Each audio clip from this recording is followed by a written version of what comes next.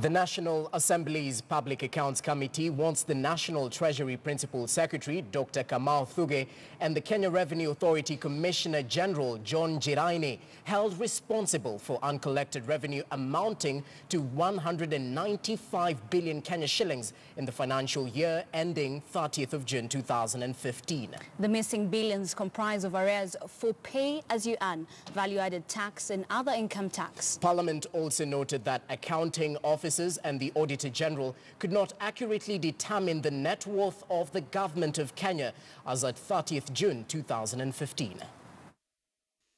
The disclosures are contained in the National Assembly Public Accounts Committee report of the Auditor General for the financial year 2014-2015, tabled in Parliament this week. The 195 billion shillings uncollected revenue include arrears for pay-as-you-earn and other income tax of 136.4 billion shillings, arrears for value-added tax and excise taxes of 21.6 billion shillings, arrears for loan redemptions of 12.4 billion shillings, and arrears for loan interest of 24.5 billion shillings. According to PAC Chairperson Opiyo Wandayi, the persistent increase in arrears of national revenue denies the national and county governments the scarce financial resources that they need to undertake their development programs and projects.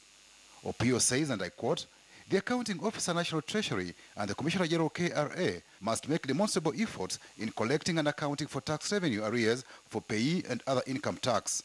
End of quote. Total impress balances amounting to 117.5 million shillings, which ought to have been recovered before 30th June 2015, were not accounted for.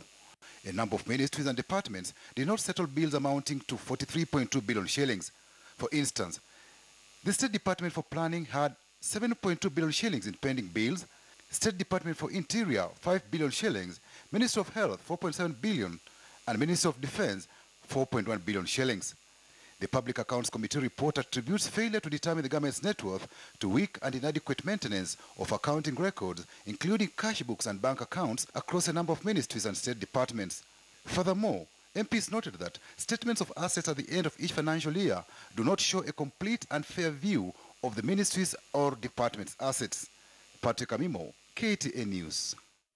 Thank you, Patrick Amimo, for that. We're taking a short break, but remember, we still have much more in store for you. Exactly. Lady JD is the guest anchor today. We'll definitely